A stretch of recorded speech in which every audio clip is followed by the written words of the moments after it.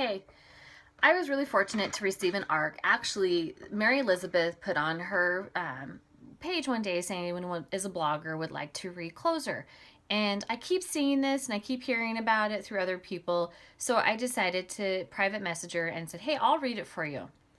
Um, I'll just say, Mary, I've read her books and I'm a fan of hers. I really liked Low because most romance books, we read romance to escape from what our reality is.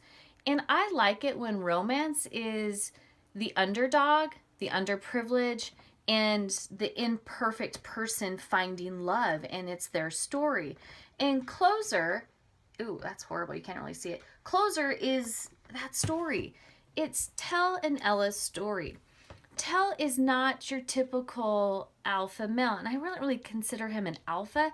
He is misunderstood by a lot, especially by his family. He likes tattoos, and he's a doctor, and he's not what you would think is going to be a doctor. Like, why would this guy covered in tattoos be emergency room doctor? Anybody can do anything if you let them do it. There's no rules for what you have to do in life. And that's why I like this book, Closer, is because there's no rules for who you're supposed to love and who you're supposed to not be in love with. If your heart is telling you that this is the person you're going to be with, it's going to fight damn hard to get it or not get it. And Tell and Ella go through this roller coaster of dysfunctional emotions to finally get what they want. But is it what they want or what they're going to get? Spoiler alert, this ends in a cliffhanger. I like cliffhangers. I like the unknown of what's going to happen next. I liked that anticipation of what's going to happen in the next story or multiple stories. We don't know, and that's amazing about authors, and that's amazing about, I feel like Mary Elizabeth is probably going to give us something I can't wait for. And if anybody says any other, give me your address and I'll talk to you otherwise, because I can't wait, and I loved this story. It's still with me. I've been sitting on my review for a while because I have dreams about it, because Ella is so stubborn, but I love her. She is not going to let anyone, she's going to speak her mind. She's going to tell you what she thinks, and it's the truth. She's telling you what we've all wanted to say, but she just gets to do it. And Tell loves her, and he is so worried about everything else, and they work through this roundabout of, they can be together, they can't be together, they can be together, they can't be together. And it's just, I think she even says misery loves company. But these two, what they know on the inside is that they love each other and they make each other feel great. And they can do so much with their love internally.